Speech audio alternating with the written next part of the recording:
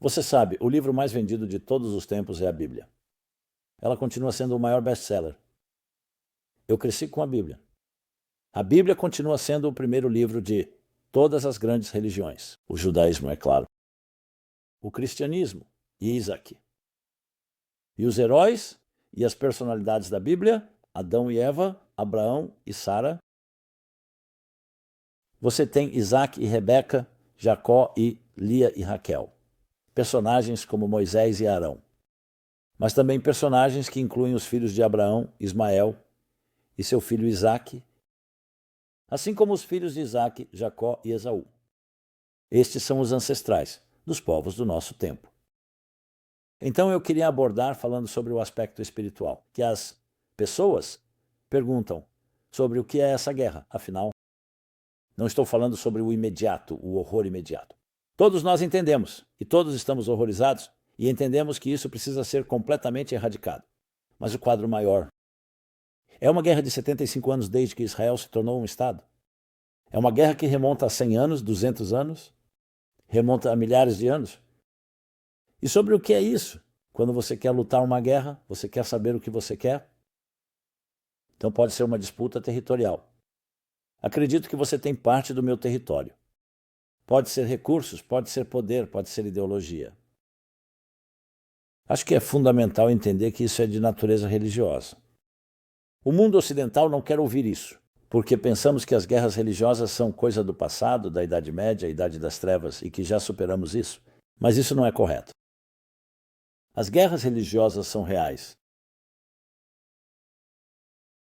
E o que chamamos de terrorismo, ou algumas pessoas chamam de fundamentalismo radical, ou radicalismo de Isaac, é baseado em uma abordagem religiosa, não apenas em território. É apenas território?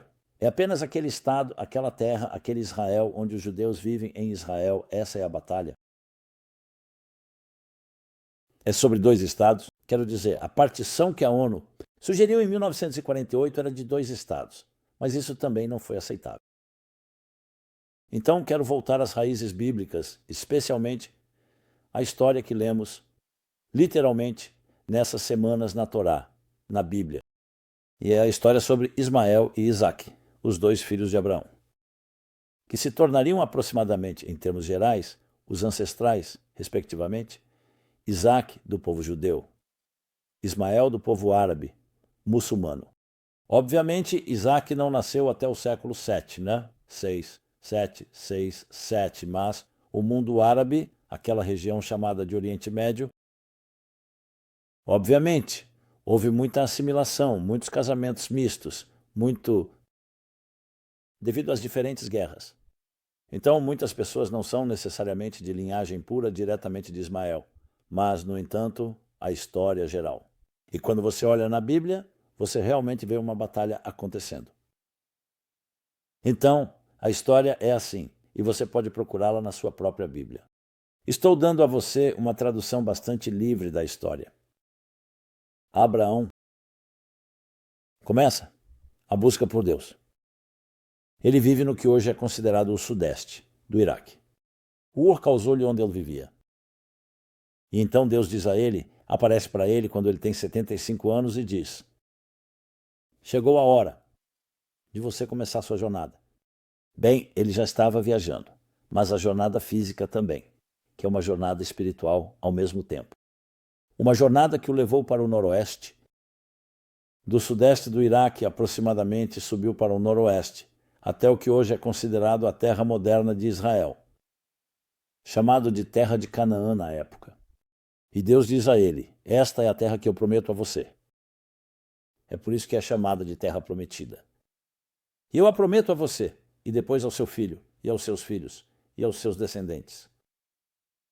Resumindo a história, Abraão diz a Deus: eu não tenho filhos. A promessa é muito boa, mas o que acontecerá depois que eu me for? Então Deus lhe diz: olhe para os céus, as estrelas. Seus filhos serão espalhados como as estrelas pelos céus. Deus fala com ele. Discutimos isso na semana passada. Não vou entrar em todos os detalhes. Ele lhes dá uma promessa, uma aliança. Parte dessa aliança é, na verdade, bastante assustadora para Abraão porque ele é mostrado os desafios que seus filhos terão que enfrentar, as batalhas que terão que lutar, as perseguições que irão suportar. Ele lhes mostra todos os impérios que virão, os principais impérios: o Império Egípcio, o Império Babilônico, o Império Persa, o Império Romano e o Império Ismaelita. Você pode chamá-lo de Império Otomano, pode chamá-lo de outros nomes, diferentes estágios, os mouros e assim por diante. Abraão está tremendo, mas Deus lhe diz que no final seus filhos prevalecerão. Eles podem sofrer e eles sofrerão, mas prevalecerão. Nas palavras da Bíblia, eles sairão do Egito com grande riqueza, grandes tesouros, o que não significa apenas tesouro físico. Eles se tornarão um grande povo. E é isso que Deus diz a Abraão: os filhos que você terá se tornarão um grande povo. Agora, Abraão e Sara eram marido e mulher, mas Abraão e Sara não podiam ter filhos. Então ela aconselha Abraão e diz: por que você não toma nossa serva Hagar e tem um filho? E de fato, é isso que Abraão faz. E o filho é chamado de Ismael, que significa porque Deus ouviu, Ismael ouviu a oração. A criança nasce. Curiosamente, a Bíblia descreve essa criança como sendo uma pessoa selvagem. Está fora dos limites. Sua mão estará em todo lugar e todos estarão dentro dele. Falta de limites, selvagem.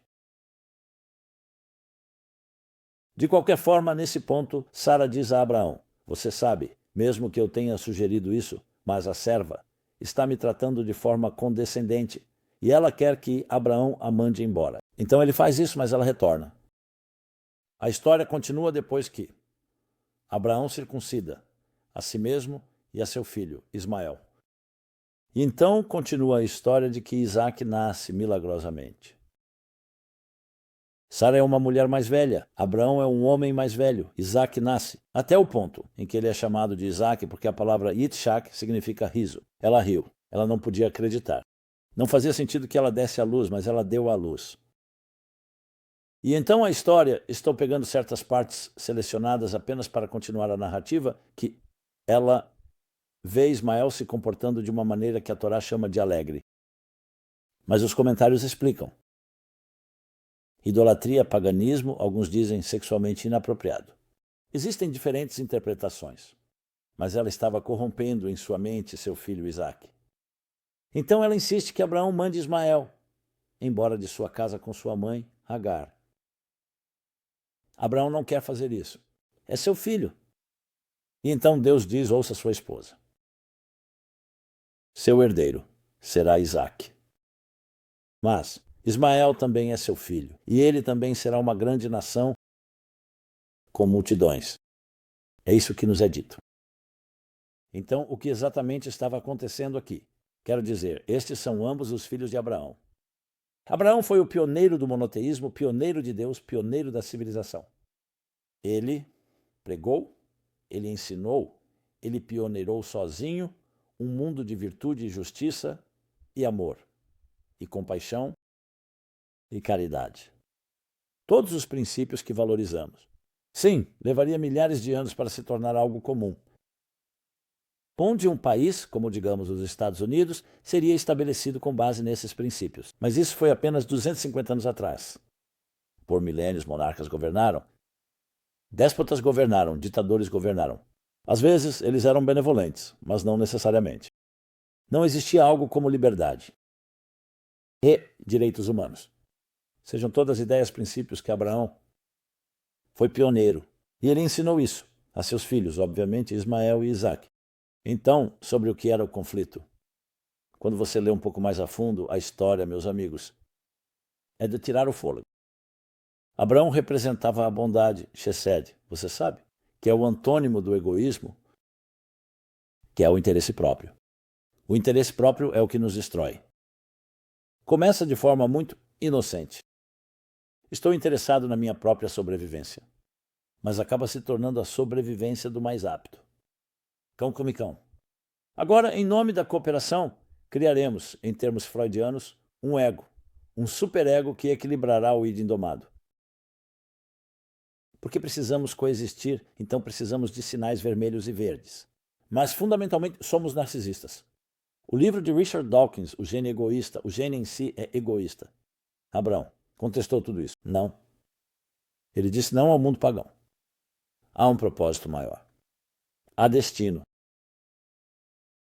Thomas Carlyle, em seu grande livro, O Dom dos Judeus, escreve sobre as 30 palavras-chave que o povo judeu, começando com Abraão, introduziu. Destino, propósito, transcendência, justiça, caridade.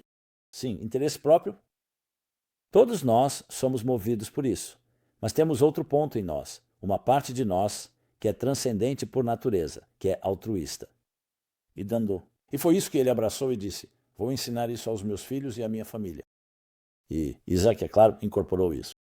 Mas Ismael também aprendeu essa mensagem. Então qual foi o problema? Então a Torá nos diz que ele era um homem selvagem. O que significa um homem selvagem? Significa que ele absorveu o Shesed, a bondade de Abraão, mas não foi devidamente disciplinado.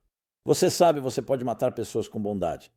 A água é bondosa, mas se ela cair e inundar, ela inundará seu campo e destruirá seu campo. A água precisa ser temperada. Gotas de chuva que são absorvidas no solo. Então, o Shesed de Abraão vinha de uma profunda humildade, mas seu filho, Ismael era uma pessoa muito devota. Ele rezava. E ele era bondoso, mas sua bondade tinha um certo elemento de ego, de arrogância. E não foi devidamente temperada. Então era selvagem. Ele se impunha aos outros. Agressão. A bondade pode ser muito agressiva se você não tiver os limites adequados. Yitzhak incorporou os limites. E Sara, como uma mãe sensível, percebeu isso. Lembre-se, ela havia dito a Abraão: tenha este filho chamado Ismael. Não era ela sendo insensível com ele e sendo ciumenta ou dizendo: quero proteger meu filho em vez dele. Ela percebeu que se ele ficasse em casa, não seria bom para Isaac, não seria bom para o mundo, não seria bom para Ismael. Então ela diz: mande-o embora para sua jornada para encontrar sua disciplina. E no final da história, aliás, mais tarde, ele realmente retorna e diz que ele fez chuva por causa de Sara. Abraão, em sua bondade, sentiu: talvez ainda possamos resolver isso. Então, às vezes, banir alguém não significa algo ruim. Significa que eles precisam encontrar seu caminho e precisam passar por suas dores de crescimento para se tornarem mais disciplinados. Essa é a verdadeira história. Então, realmente, a batalha, a verdadeira guerra, em última análise, é fazer a paz entre Deus e a existência e este mundo. Você olhará através da história da religião. Você encontrará, muito antes dos muçulmanos, os cristãos aterrorizavam o mundo em nome da religião. Porque quando você é apaixonado por Deus e vê pessoas que não são piedosas comportando-se de forma decadente, não vivendo, de acordo com a lei de Deus, sua primeira reação inicial é que temos que destruí-los. Temos que impor isso a eles para o próprio bem deles. Temos que destruir o mal deles. Mas não é assim que Abraão ensinou. Não é assim. O caminho é através da bondade, através da compaixão, através da inspiração, não através da destruição. Então a religião pode ser uma arma terrível se for armada, porque é em nome de Deus. É uma guerra santa, uma jihad. E foi exatamente isso que a batalha foi. As raízes da batalha eram essas. Isaac era um homem de paz, sem nenhuma agressão. E Jacó, é claro, continuou nesse mesmo caminho. Havia guerreiros na Bíblia? Sim, mas os guerreiros nunca foram considerados os maiores heróis. Na verdade, quando o rei Davi, embora ele tenha lutado guerras justas, Deus disse: não, você não pode construir meu templo sagrado porque você tem sangue em suas mãos, mesmo que fosse necessário, autodefesa ou quaisquer que fossem as razões. A Torá é um caminho de paz. Diz: meus caminhos são caminhos agradáveis e caminhos de paz. Toda a Bíblia, diz a Torá, foi dada apenas para trazer paz a este mundo. Às vezes você tem que lutar uma batalha, mas você não se torna um guerreiro. Falaremos sobre Esaú mais tarde, o guerreiro. Mas Ismael era agressivo, segundo Adão. E levou tempo para ele aprender. Então não é surpreendente que as religiões passem por dores de crescimento e verificações de realidade. E em algum momento o cristianismo foi domado. Os Estados Unidos são um bom exemplo. Não é um país perfeito, mas seus princípios de que todos os homens são criados iguais. Todas as pessoas são criadas iguais, dotadas pelo Criador com direitos inalienáveis. a base de qualquer civilização saudável. Esses são princípios abraâmicos. E o povo judeu foi o viajante através da história que trouxe esta mensagem de Abraão. Mas Ismael também é um filho de Abraão e também é abençoado. Mas você precisa aprender, você precisa aprender. Você pode lutar em nome de Allah, Allah Akbar e Deus, mas tem que ser através da inspiração, não através da matança. Não importa, mesmo que você encontre pessoas que são infiéis e decadentes.